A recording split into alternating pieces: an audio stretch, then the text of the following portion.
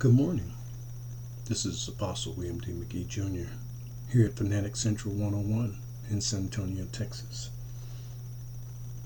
This is July 14th, 2017. And as always, I'm always talking about something that makes sense. Yesterday I talked a little bit about draining the swamp, about who Donald Trump really is and what is his tactics. Now, a lot of that goes in line with a young author, or she's not young, her name is Naomi Klein. And it says, her latest book, it says, No to Stop. No to Stop. Which she talks about the concept and what Donald Trump and his Trump empire and whatever else is going on in the White House is doing.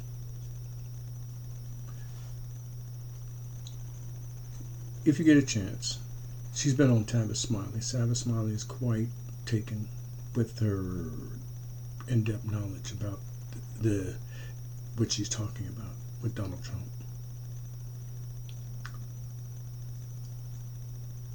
Let me go ahead and open up and say, Brahim Habayim. Assalamu alaikum. Mashlomha. Mashlome. Mihaba. Guten Morgen. Bonjour. Buongiorno. Ni mi hao. Kamsamida. And what's up to the rest of the world?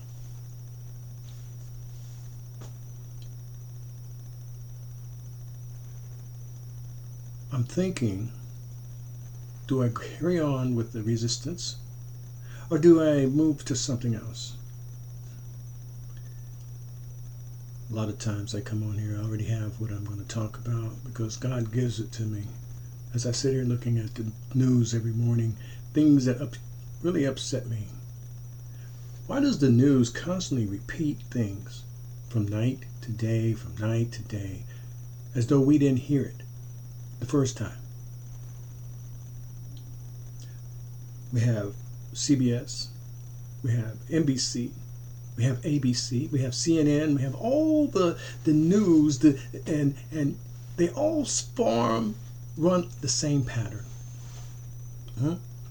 We have reporters with microphones stuck in the president's face. And we hear about him, not just him, but his whole family, his son. Everybody wants to be in the power, in the pie. Everybody wants to come out and be in the limelight. You know what? That's our problem in America. We're the ones who started this whole ball of wax rolling. The president is in France, right? Talking to the president of France. But what the president of France really doesn't understand is that America has been looking at and manipulating France ever since the Trilateral Commission. Ever since Reagan came out with the book called Crisis in Democracy, where they looked at Europe, Japan, and the U.S. All democratic nations, especially France. Like I said, if you can understand the infrastructure and everything, that the workings and the ticks of France and Italy, especially France, then you, as a leader, can dictate, or actually you can manipulate countries to do things they would not normally do. And they don't know why. How you know these things? Because if you study the schematics of what makes them tick, then you can change them. You can make them become a puppet to you. You can have them doing things that they think that they don't know how or why they're doing it. But you know. But you're not gonna let your secret out. You're gonna go over there and tell them, hey, you're doing a good job. No, you're not doing a good job. as I told you yesterday, Donald Trump. When Obama said, "Do a good job," reminds me of Blazing Saddle, Cleveland Little time out. I always like to keep my audience riveted. That's Donald Trump. Not a politician, but an entertainer. He always wants to keep his audiences riveted, looking at him 24/7, waiting for his next move, waiting for his next line, waiting for his next tweet. But you know what? It's time that we turn off the television set. It's time that we move on past Donald Trump, because the world don't evolve around him and don't revolve around him. He's just one person, and there are other issues going on in the world. See, that's where we mess up here in America and the world, around the world. You see, everybody's focusing on America and seeing what they're up to. But guess what? You don't have to focus on America to see what's going on. Focus in your own place, like I said. We got news stuck up there in Washington, worrying about the health care bill. Well, guess what? No matter what they do with the health care bill, who's footing the bill? The people that are paying for it. They're not going to pay 1 cent for the health care bill. The health care bill, technically, like I told you, should not be in the hands of the legislative or the executive branch or the judicial branch. The only reason it should be there is to make sure that the health care industry does not monopolize and take advantage of the American people. That's the only reason it should be there. The GOP, nor the Democrats, nor the Republicans, nor the independents, no one, not even the president, no one up there should be creating a health care bill. When Obama, what he did, he put it into effect that everybody in America should be allowed to have health care insurance, pre-existing or no pre-existing. The only reason it got there was because the health care was taking advantage of all the people. Only the rich could afford it. Blue Cross, Blue Shield of Texas, and all these other major players in health care. Then we pushed the pharmaceutical companies out with all their commercials. Seemed like every 10 minutes or 5 seconds there's a commercial talking about opioids and this, painkillers, and all these different drugs that you can't go and purchase unless you go to your doctor and get a prescription for it. So why would you waste your energy putting it all out on television when you can't get the medication unless you go to a certified doctor to write you the prescription? It's a waste of energy. Well, yeah, they're saying, well, the people need to know. Well, the people still wouldn't know about Xarelto, about these various different drugs. Xarelto just happened to be one that I use. About some other drugs, metformin and all these other things. Zantac and all Zyprexa and all these different drugs that come out. And you know what? And when you run to your doctor and tell them that you want these certain drugs that you've seen on television, well, guess what happens?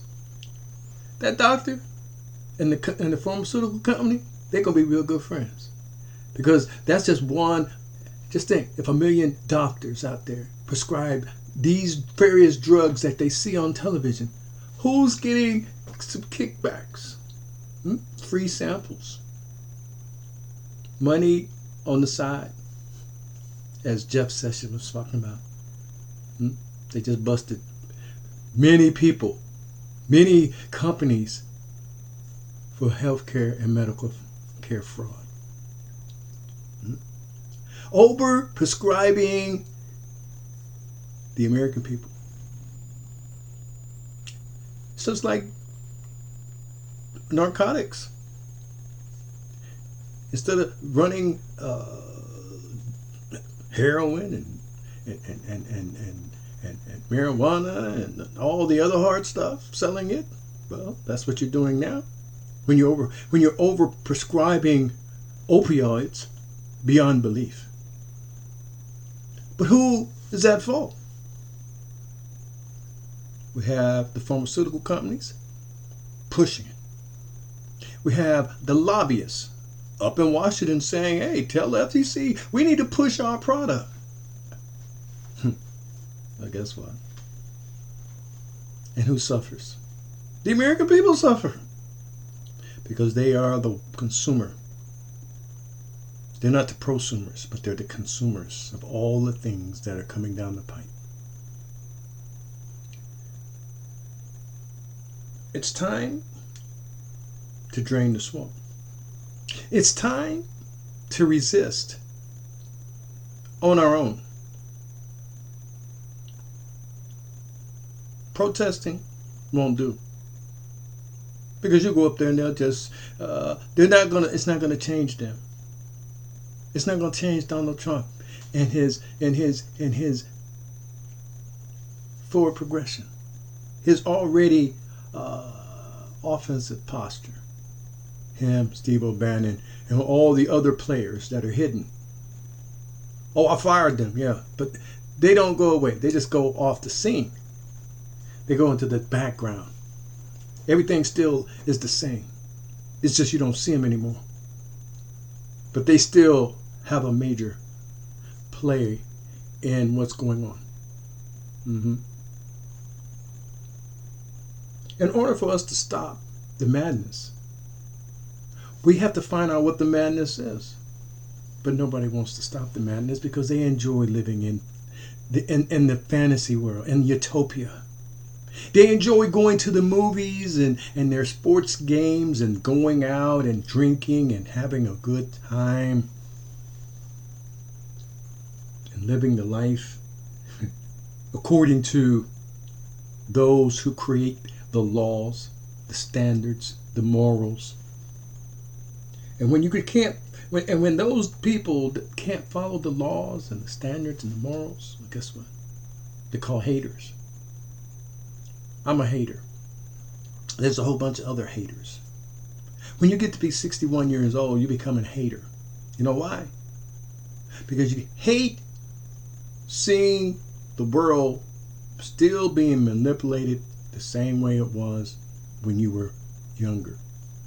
And when you try to tell the world, these young folks, these new millennials and the Generation X and Generation Y folks about what's really happening, they look at you like, hey, old man, just chill out. Just take a chill pill. None of that is happening until it happens to them. Now, I'm going to be talking about a whole lot of stuff in the coming days. I'm going to tell you how living the American dream only makes you a slave. How buying a home, having a job, getting educated, and all those things have been manipulated and pushed upon the American people and the world to make them slaves. That's it from me. Assalamu alaikum. Shalom. Auf Wiedersehen. Au revoir.